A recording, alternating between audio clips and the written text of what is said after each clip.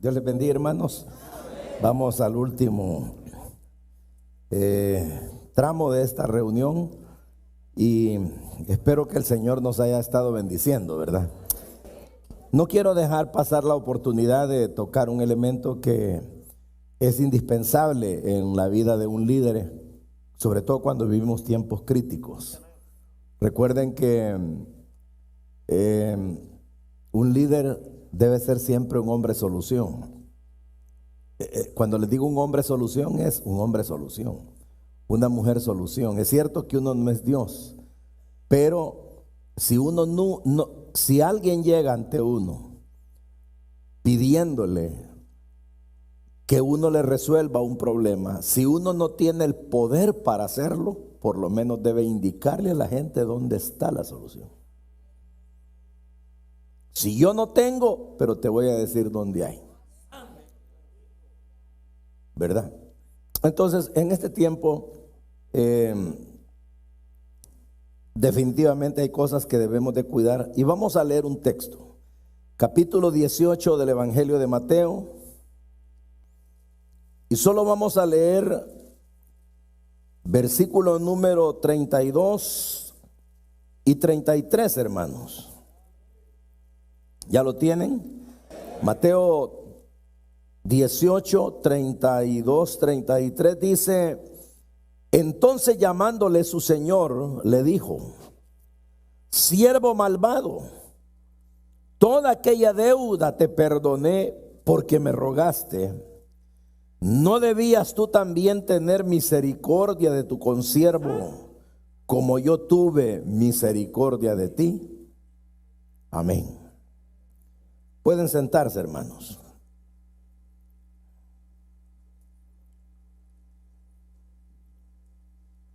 El interés, hermanos, de leer este pasaje, los que lo han leído saben exactamente de que aquí hubo una contradicción, ¿verdad? La contradicción es de que un hombre había recibido beneficios, el perdón de una deuda, pero él no quiso perdonar a quien a él le debía.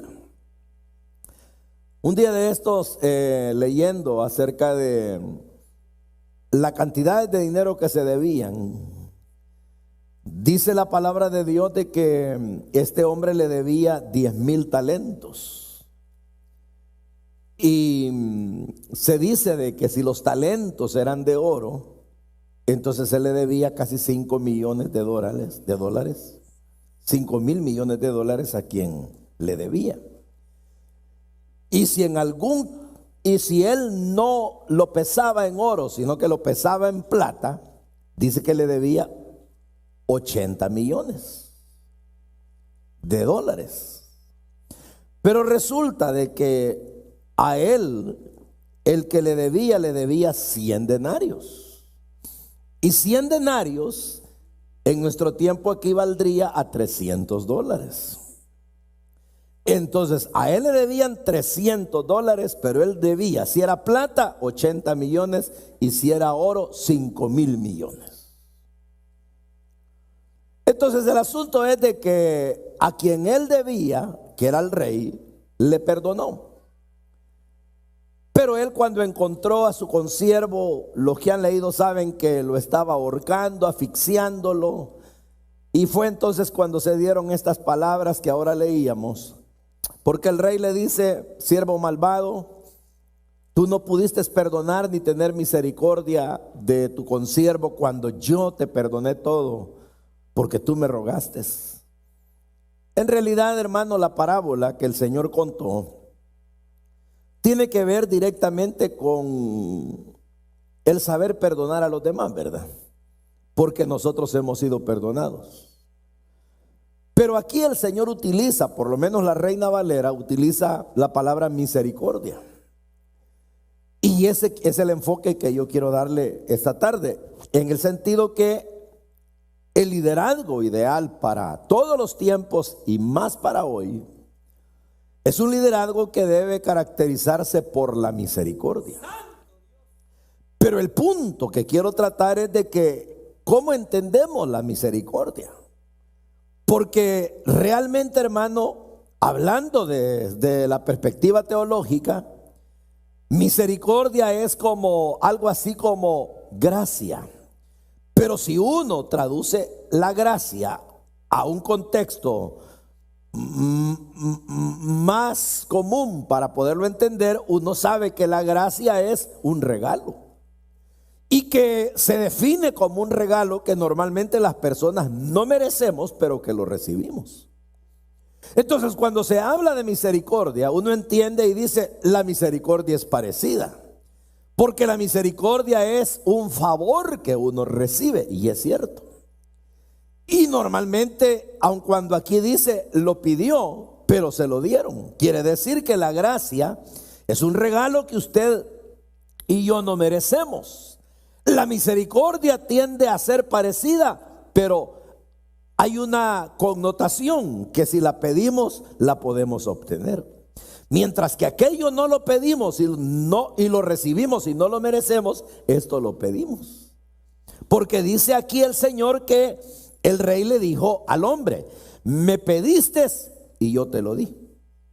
Me dijiste que te perdonara la deuda y te la perdoné. Y entonces, si yo te perdoné a ti, ¿por qué tú no pudiste tener misericordia de tu consiervo? Entonces ahí, hermanos, viene la misericordia y cobra un elemento o una connotación que es la que yo quiero dejarles en el corazón. Y es que en realidad la misericordia sí es un favor que uno recibe. Es cierto que la misericordia se parece a la gracia, pero fíjese que la misericordia normalmente la da el que tiene capacidad para darla. En otras palabras, la misericordia nunca viene de un débil a un fuerte, sino que siempre la misericordia viene de un fuerte para un débil. Por ejemplo, el rey tenía poder. El rey tenía capacidad para ser dueño de esos 10,000 talentos como de más talentos. Él podía perdonar al que se lo debía. Aquel no le podía pagar, entonces le da de su misericordia, le da un favor que lo libera, pero porque él tenía capacidad de hacerlo. En él estaban los poderes para lograrlo. Ahora viene el otro, le dice, perdóname los 300 o los 100 denarios que te debo, y no se los quiso perdonar. No usó de misericordia. ¿Por qué? Porque el otro no los tenía, él tenía la capacidad de perdonarlos. Probablemente él podía tener esos 100 denarios o más, pero no quiso perdonar. Entonces, ¿qué significa? Que no le dio el favor que el otro necesitaba, teniendo el poder para otorgárselo. En ese punto es donde yo me pongo a pensar en los líderes, en nosotros. Por ejemplo, una persona, si hablamos de facultades espirituales, hermano, nosotros hemos recibido el perdón de los pecados. Y el perdón de los pecados es algo glorioso. Es algo que dignifica a una persona. Un perdonado de sus pecados, no se imagina usted cuánta bendición esa persona ha recibido. Es más, se puede catalogar que aun cuando esa persona haya sido pobre, ahora es rico. Porque Cristo le ha dado riqueza. La Biblia dice, Cristo se hizo pobre para que nosotros fuéramos enriquecidos. Ahora, si se trata de poder, ya hemos hablado y hemos visto en estas ponencias que el Espíritu Santo nos llena de él. Podemos andar en su poder y ser útiles, porque tenemos la asistencia del Espíritu Santo. Y el Espíritu Santo es Dios. Por otro lado, en conocimiento, la Biblia misma en el libro de los Proverbios dice de que el conocer los proverbios son aspectos que a una persona la hacen tan capaz que dice, el que no conoce se vuelve sabio, lo enriquece. En otras palabras, una persona que conoce la palabra de Dios, conoce la Biblia, conoce la voluntad de Dios, sabe de la Biblia, sabe de los propósitos de Dios, esa es una persona sabia. Sabia, el que sabe y sabe lo que Dios quiere, ese es sabio, más si lo hace. Entonces uno puede pensar en todas las formas de riqueza que Dios nos ha dado. Nos ha hecho salvos, somos herederos de muchas promesas, tenemos casa asegurada para la eternidad, tenemos posiciones de gloria, nuestro cuerpo hermano va a ser glorificado, tendremos posiciones con el Señor, ya de por sí, hoy por hoy, ya somos súper bendecidos. Y no hay nadie que tenga una posición en la vida más elevada que la nuestra. No lo hay. Porque si usted dice, y las posiciones humanas, no, si no son cristianos, no hay ninguna posición más elevada en el estatus de los seres humanos que el de ser cristiano. ¿Verdad que sí? ¿Se recuerdan ustedes que en uno de los mensajes yo les hablé acerca de la doctrina del adopcionismo, ¿verdad? Y les dije de que esa doctrina lo que señalaba es que según esa creencia Jesús fue adoptado por el Dios el Padre, y que cuando se bautizó en agua se hizo como la especie de adopción de Dios, y a Jesús, siendo hombre, Dios lo levantó a una categoría de Dios. Obviamente es una herejía, ¿verdad? Pero el asunto es de que con Cristo no lo hizo el Padre, pero con nosotros sí. Es decir, a nosotros Él nos adoptó. Y ahora nosotros tenemos nombre y apellido legal de que somos de Dios. De tal manera de que Él es nuestro Padre, de tal manera de que somos sus hijos, de tal manera de que somos sus herederos legales. El testamento, todo lo que en el testamento divino puede incorporarse, nos pertenece. Tanto así que Pablo lo dice de una manera: somos herederos con Cristo. ¿Y qué le pertenece a Cristo? Todo. Y si todo es de Cristo, todo es vuestro, dice. Todo es vuestro. Todo es vuestro. Sea la vida, sea lo porvenir, todo es vuestro. La tierra es vuestra. El mar es suyo. El cielo es suyo. Y las aves son suyas. Y mire, hermano, y todos esos árboles son suyos. Y esos pececitos que hay en el mar son suyos, hombre. Y las ballenas, suyas, hermano. Mire, hermano, y esos animalotes que andan allá por el África y en esa selva gigantesca son suyos. Usted tiene leones, tiene rinocerontes, tiene jirafas, tiene de todo. Y no crea que me lo estoy vacilando. Es verdad. Es verdad. Porque todo es de Cristo. Todo es de Dios, todo es de Cristo y todo es de nosotros. Entonces vaya, tenemos poderes tales como la oración. Podemos orar. Y nadie más que nosotros tiene la facultad de decirle a Dios: Padre nuestro. Y nadie más tiene la facultad de ser asistido por ángeles sino usted. Y nadie más tiene la capacidad de tener la mente de Cristo sino usted. Y nadie más puede imponer manos sobre un enfermo y que éste se sane sino usted.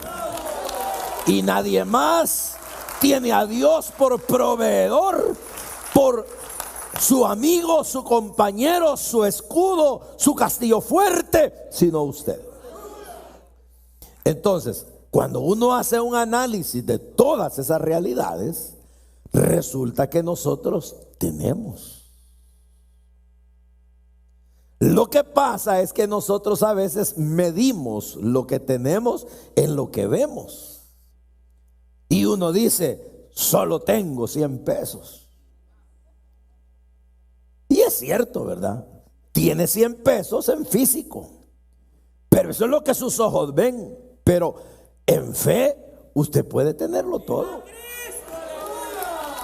Usted puede decir, es que mire hermano, no tengo casa. Es cierto, puede ser que no tenga una casa propia.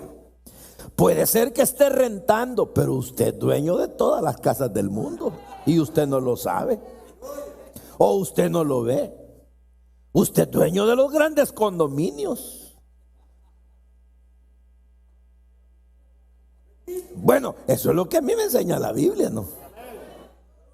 Entonces, ¿qué ocurre? Pero ¿y por qué si yo soy el dueño no me voy a vivir ahí? Esa es otra cosa. Porque resulta que el sistema, el cosmos está organizado para que la gente tenga sus límites, en el sentido de que hay dinero de intercambio, se puede tener poder adquisitivo, etcétera, etcétera. Pero al final, hermano, para no quitarnos el sueño, resulta que toda la gente usa lo que es mío.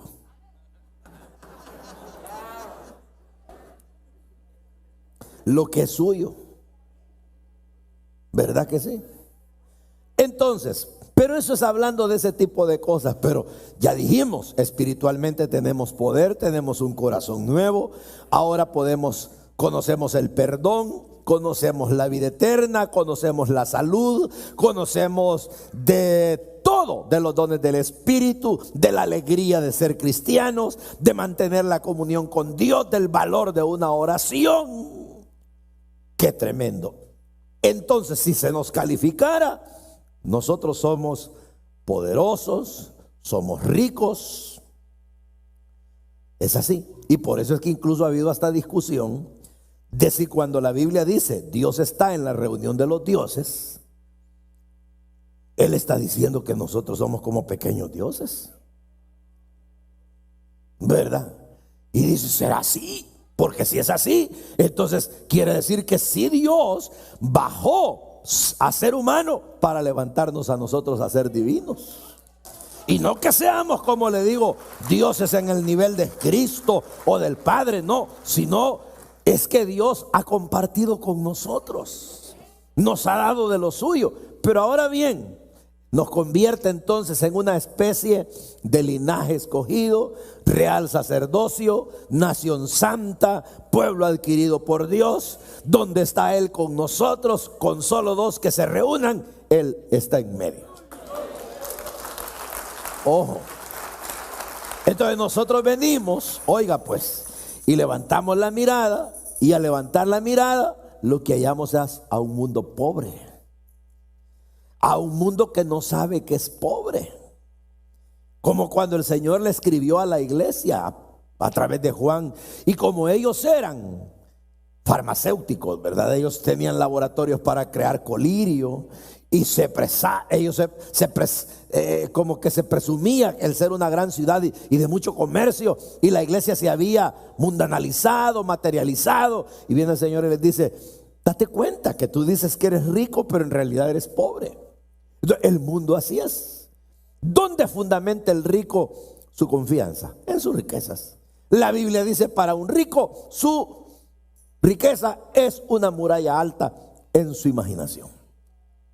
El que tiene dinero cree que tiene todo el poder. Y el que tiene dinero cree que no necesita de nada ni de nadie. Eso es lo que piensa. Pero es pobre. Es, como dice la Biblia, un cuitado. Es una persona necesitada. Es una persona que realmente, hermano, está mal. Y ya no se diga si es pobre económicamente. Por eso es que cuando uno estudia ética cristiana y a uno le califican las clases de pobre, hay cuando menos 5 clases de pobres en el mundo. Los pobres que no tienen para comprar ni lo básico. Los pobres que en relación a otros son menos afortunados. Y ahí van calificando los pobres hasta llegar a los ricos pobres. ¿Y por qué son pobres los ricos? Porque no tienen a Dios. Entonces su vida solo se centra en lo que pueden obtener aquí, y lo que tienen aquí nunca les satisface. De manera tal que pueden decir como Salomón, lo probé de todo, nada me negué, todos los placeres obtuve y al final comprendí que eso no sirve de nada. Entonces, ¿qué pasa, hermano? Que en nuestro mundo ahí están los pobres. Usted mira un rico en un Ferrari, pero es pobre. Usted mira al millonario tal, hoy nos dieron un tour por la casa de los millonarios, son pobres. Porque son pobres. Y todavía más pobre el que está debajo de un puente. Y todavía más pobre aquel que no haya trabajo. Y pobre aquel que está bien enfermo, que la enfermedad lo está destruyendo y que avanza. Pobre aquel que anda en las drogas, pobre aquel que está en los vicios, pobre aquel que se le destruyó su familia. Prácticamente a la hora de clasificar la clase de personas que vivimos en el mundo, resulta que los únicos ricos somos nosotros. Es cierto. Ahora, si usted mide en billetes, no va a medir bien. Mida en lo que somos. Mida en lo que Dios nos ha dado. La alegría, la paz, el gozo, el perdón. Usted sabe, óigalo pues, óigalo. Usted sabe positivamente que no se compra con oro ni con plata. No hay la suficiente cantidad de oro en el mundo para comprar una salvación. No existe el dinero sumado en todos los bancos que pueda comprar la salvación de una persona. Eso es más caro. Y lo único que lo pudo pagar fue la sangre de Cristo. Y se lo dio a usted. ¿Y por qué se lo dio a usted? Porque le amó y quiso hacerlo. Resulta que ahora usted es rico. El asunto es, ¿saben qué es lo que ha pasado? Que como somos los hermanos menores, necesitamos de un tutor.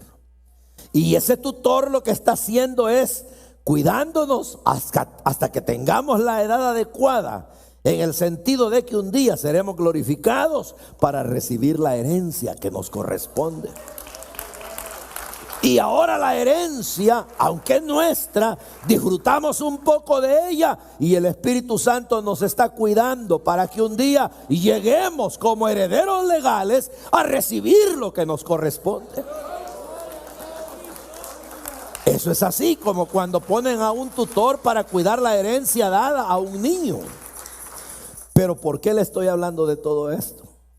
Porque entonces quiere decir que los que pueden tener misericordia del mundo, de la gente, de los niños, de los jóvenes, de las niñas, de los adultos, de los viejos, de las pobres mujeres cansadas en la vida, de esos matrimonios deshechos, de esas familias angustiadas, del pecador que no entiende que Jesús lo ama, somos nosotros.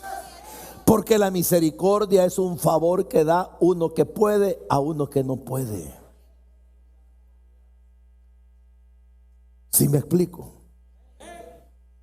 Entonces quiere decir que nosotros vemos al perdido y los únicos que pueden darle a ese la ayuda que necesita somos nosotros. Pero si yo me hago el indiferente ante una persona que no conoce a Cristo, jamás le menciono al Señor, puedo acercarme y no lo hago, puedo decirle y no le digo, puedo insistirle y no le insisto, estoy dejando de usar misericordia porque yo sí puedo, porque a mí me la dieron y yo la tengo y por lo tanto yo puedo usarla. Dentro de lo que soy puedo usar misericordia. Y estoy hablando de la salvación. ¿Y qué tal, por ejemplo, de una ofensa? Hermano, nadie está mejor preparado en la vida para perdonar que un cristiano. Un cristiano es el que más capacitado está en la vida para perdonar cualquier ofensa y no poseer ningún resentimiento en el alma. Pero si a mí me ofendió mi hermano, me ofendió mi esposa, me ofendió mi hijo y yo he agarrado llave y no levanto a esa persona, como me decían los hermanos, no le levanto la disciplina, yo no estoy usando misericordia. Y ya no se diga, por ejemplo, cuando yo veo a una persona que necesita y a todas luces yo le puedo ayudar y no lo hago. Ustedes saben, hermano, que Por ejemplo, en la canción de Marcos Vidal, ¿verdad? Cuando él toma la parábola del buen samaritano y la traslada al contexto español, España pues. Y en la parábola del buen samaritano, Jesús tratando de enseñar que la gente comprendiera cómo hay que tener misericordia. Dijo, pasó el levita, el sacerdote, ninguno quiso, pero un samaritano, gente despreciada, ese le ayudó. Viene Marcos Vidal y lo pone en el contexto de España y dice, pasó el pastor, dijo, y peleando con la mujer iba, dijo. Pasó el músico, dijo, iba tan ocupado viendo el teclado y los 7 cables que no lo vio. Pero venía un gitano despeinado, dijo. Porque para los españoles allá los gitanos son como la clase de personas despreciadas. Pero ese dice, tuvo misericordia. Ojalá, dice él, el Señor volviera para enseñarnos ese tipo de cosas. Pero es que en realidad, si nosotros los hijos de Dios no asumimos nuestra responsabilidad de pudientes y con esa fuerza, con esa capacidad, ayudamos a los menos afortunados en la vida, no usaremos de misericordia. El mundo está necesitado, hermano. Usted y yo, sinceramente, nosotros estamos súper asegurados. Mire, si usted se muere ya o yo me muero ya, no hay pérdida. No hay pérdida. ¿Usted cree que con morirse uno se acabó todo? No, ahí comienza lo bueno. Ahí comienza lo bueno. Mire usted, si uno, hablando entre otras cosas, cuando no era cristiano tenía algunos amigos, mire ahora que es cristiano, ¿cuántos amigos tiene?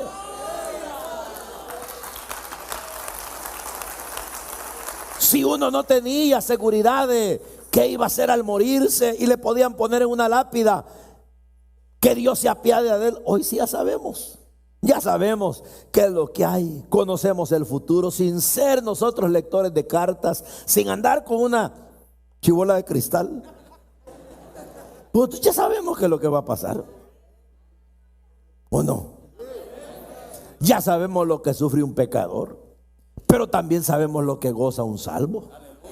Ya sabemos lo que sufre una persona sin Dios, pero hoy que tenemos a Dios sabemos las ventajas de esto. Conocemos en esencia la esperanza, conocemos en esencia la fe, sabemos lo que significa gustar del amor de Dios. Pobre mundo, ¿verdad?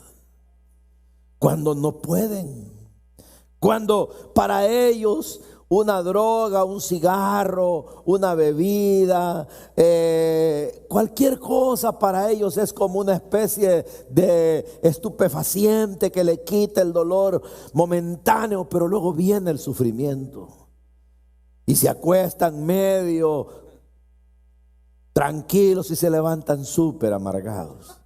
Y uno se acuesta, se despierta, vive, llega la noche, el fin de semana, el otro mes, el otro año, y no se le acaba la bendición.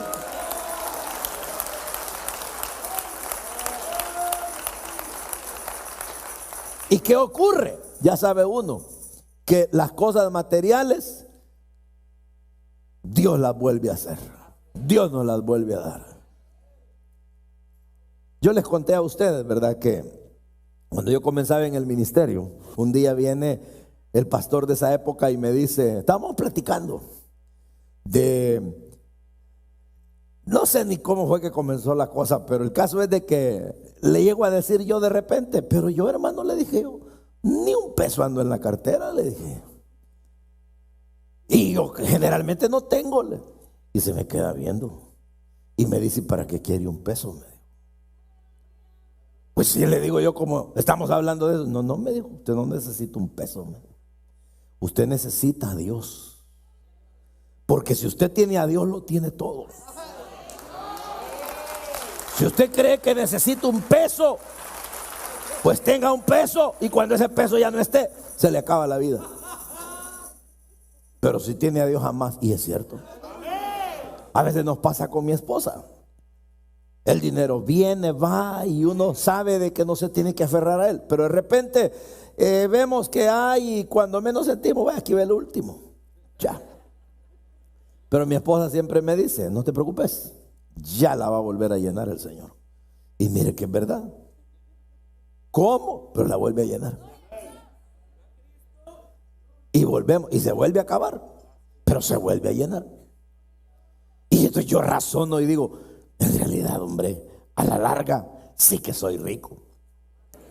¿Por qué? ¿Porque tengo? No, porque Dios me da. Y porque hasta este día he sido justo, he envejecido y no he mendigado pan.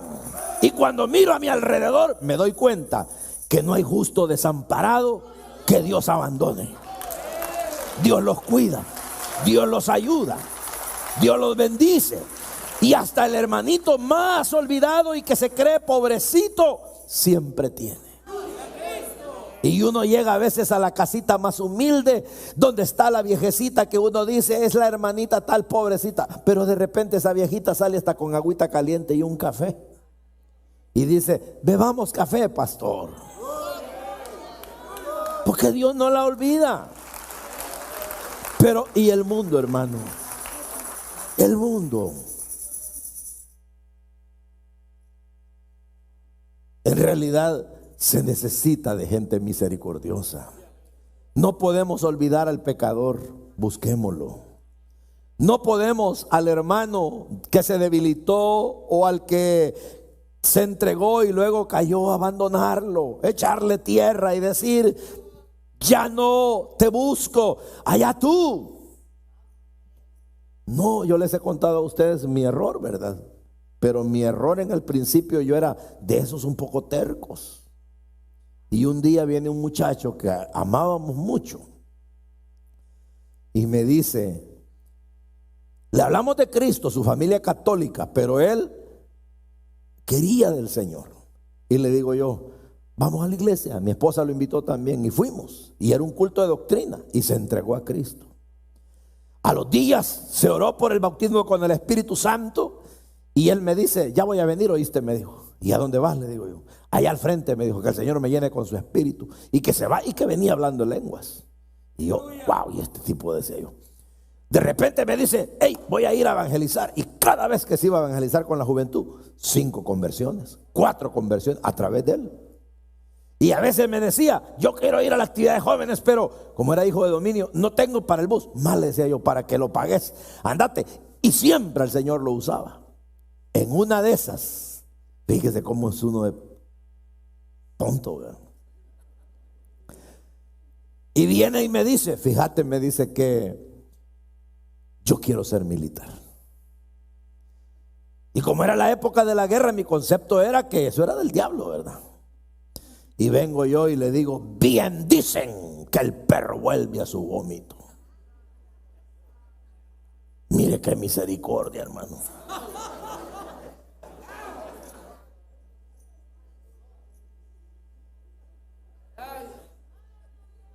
Porque yo me la creía bien férreo del evangelio, de esos así, que la fe, la santidad y esos tipos radicales, ¿verdad? ¿Y qué cree que hice, hermano? Lo hundí. Se fue, se hizo militar, llegó a escalar tanto que llegó a ser un prominente del ejército en El Salvador. Y ¿saben qué? Dios lo cuidaba.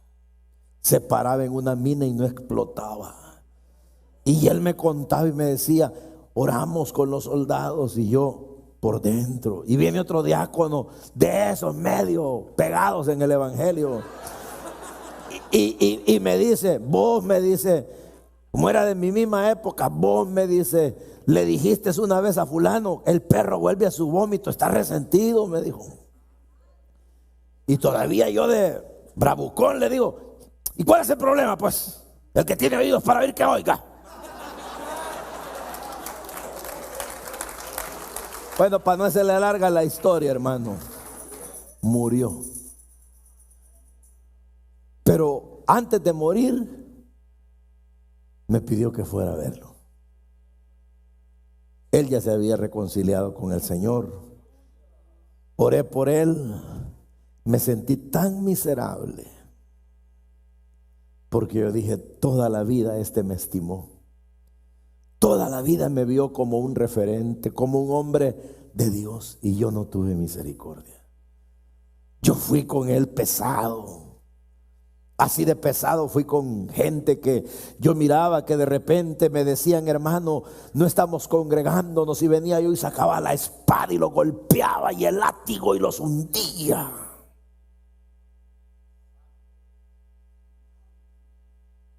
Y los maltrataba, y si era posible los mandaba al infierno de una vez. No sabía que la misericordia consiste en que al débil, en algún aspecto de la vida, el que es más fuerte le debe de ayudar. Por eso es que la enseñanza apostólica decía, los fuertes lleven las cargas de los débiles. Entonces, cada vez que usted mire a una persona a la cual se le puede hacer misericordia, solo razone, pero oiga lo que tiene que razonar. No que a usted ya se la dieron porque ya se la dieron. No, razone que usted tiene el poder para hacerlo. Por eso nunca le diga a su hermano, anda que mañana te daré, cuando hoy tiene la facultad de ayudarlo. Y eso no solamente en un alimento, sino en toda la vida. ¿Qué necesitas? ¿Un consejo? Sí, es que ando bien confundido. Pues bien, tú tienes el poder para ayudar. Que fíjate que necesito una oración. Tú tienes el poder para ayudar. Que está perdido y fíjese que hasta cree que cosas de Cristo que son bien extrañas. Yo te puedo ayudar. Pues usted tiene el poder para hacerlo. Porque la misericordia eso es. Que uno que puede da al que no puede. Increíble, ¿verdad, hermano?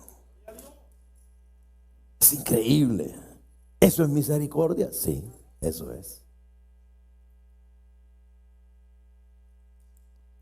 Te doy porque puedo. Ahora, ¿quiere decir que uno que no puede, cómo va a tener misericordia de otro? Probablemente. Pero todos, en alguna medida, siendo creyentes, podemos. ¿Ves que a veces uno dice, yo le quisiera ayudar al hermano con unos 5 pesos, pero no puedo, hermano?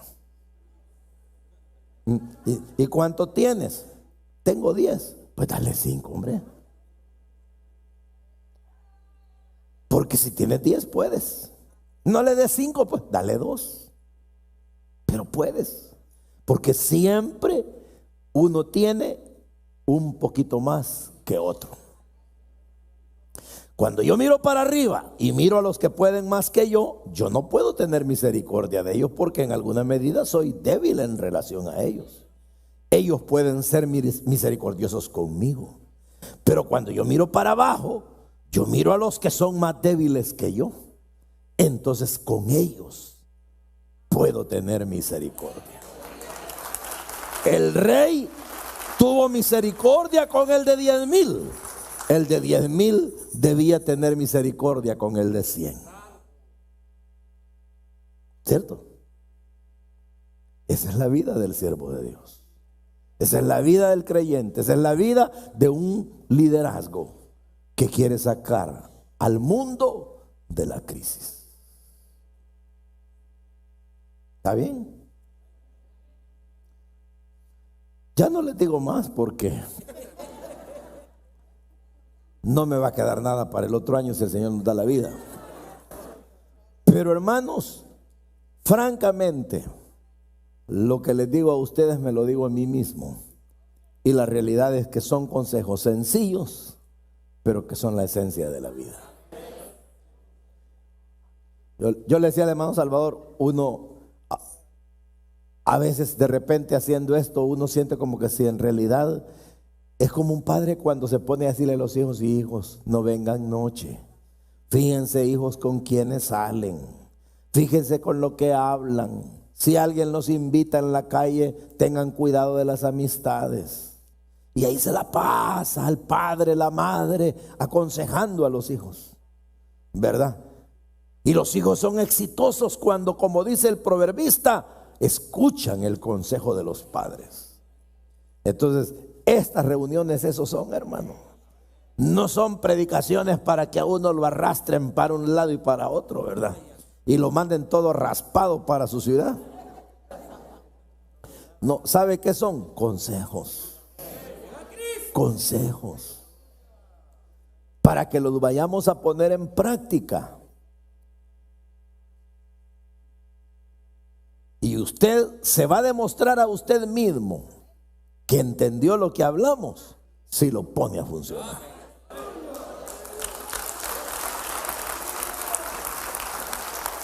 Porque si no lo pone a funcionar, a vacilar vino, ¿verdad? Cuando nosotros enseñábamos allá en El Salvador a las diferentes iglesias del mundo, de repente nos llegaban muchas personas de muchas congregaciones. Quizá hermano Ernesto se acuerda de eso.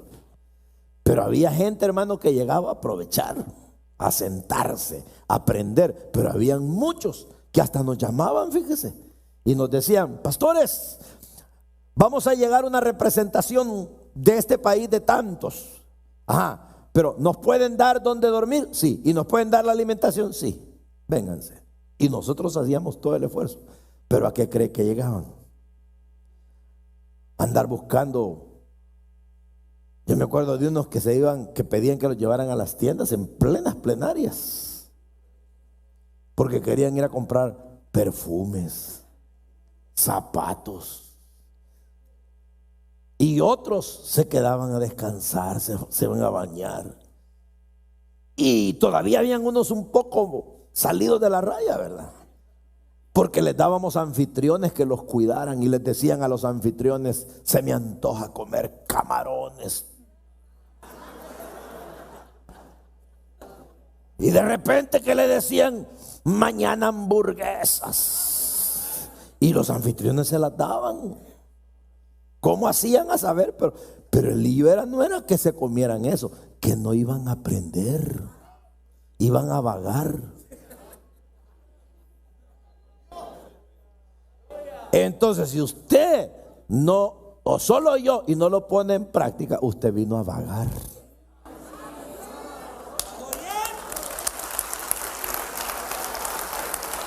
O yo. Así que vámonos ya de aquí.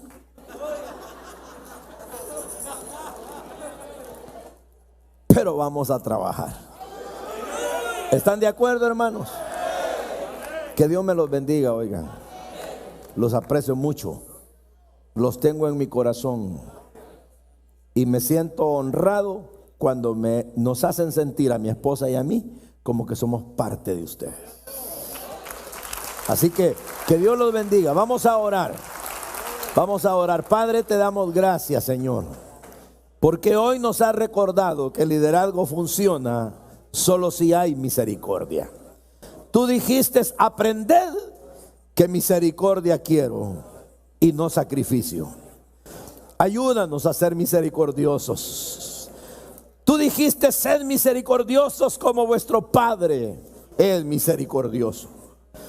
Señor, entendemos que la misericordia es dar de lo que tenemos al que no tiene, ayudar al que no puede, porque nosotros podemos. Señor, bendice estos siervos, úsalos, guárdalos, bendice esta iglesia, todas las filiales, y que tu nombre sea glorificado. Usa a cada uno, Señor, conforme a tu propósito de gloria, y a ti el honor, la alabanza, la adoración en el nombre bendito de Jesús. Gracias, Señor. Gracias, Dios. En el nombre de Cristo, en el nombre de Jesús, nuestro Señor. Amén.